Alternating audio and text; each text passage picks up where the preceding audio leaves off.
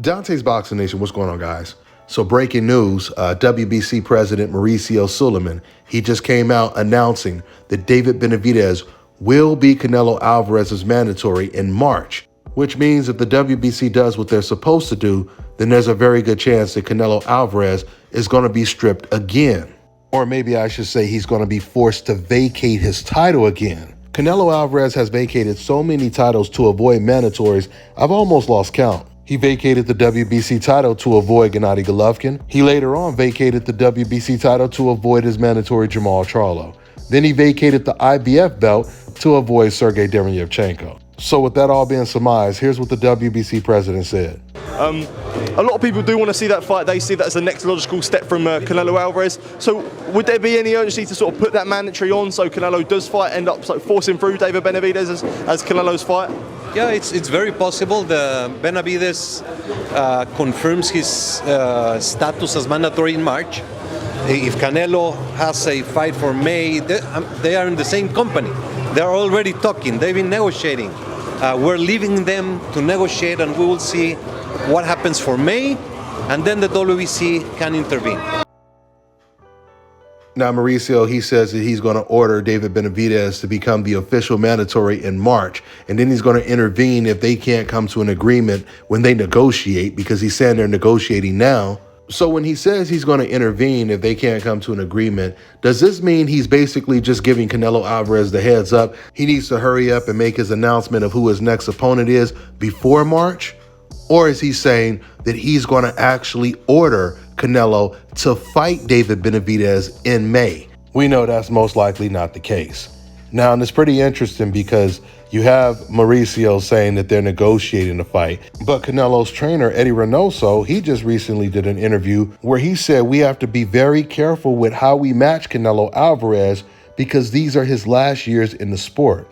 And then he said Canelo is not afraid to fight David Benavides because Canelo fought Floyd Mayweather, the best fighter in the last 40 years, which sounds absolutely ridiculous. You can't compare somebody you fought who was old and you were 15 to 20 pounds bigger to David Benavides. So if you listen to what Eddie Reynoso said, it sounds like they are completely ruling out a David Benavides fight anytime soon.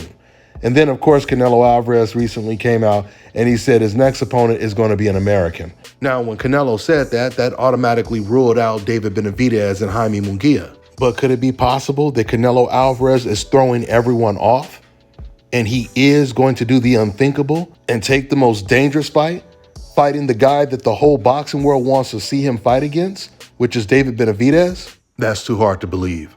But for boxing fans, for real boxing fans, hopefully Canelo Alvarez does shock and surprise everyone with his announcement of who his next opponent will be. And I'm talking about shocking fans in a good way. With that being said, I'm gonna wrap this video up. That's all I got for now, guys. I'm on to the next one.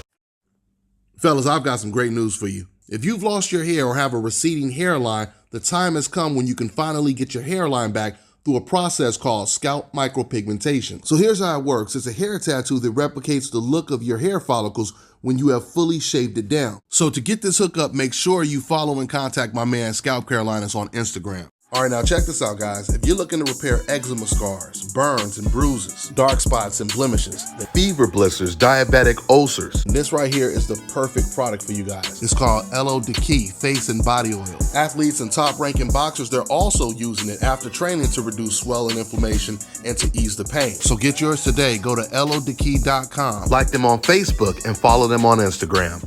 Let me tell you guys about Issa Israel Law Firm. It is a full-service legal practice based in Denver, Colorado, an emerging hub for combat sports and high-altitude training. If you're a fighter inside or outside of the ring and you need a law firm you can trust to fight for you, visit thefighterfirm.com or email help@iilawfirm.com. Legal representation is usually limited to plaintiffs and defendants in Colorado, but iFirm can help anyone in the world with trademarking their business name, logos, and U.S. immigration issues. This brother has been my attorney for a while and helped guide me through all kinds of business and civil issues, so make sure you guys go to thefighterfirm.com.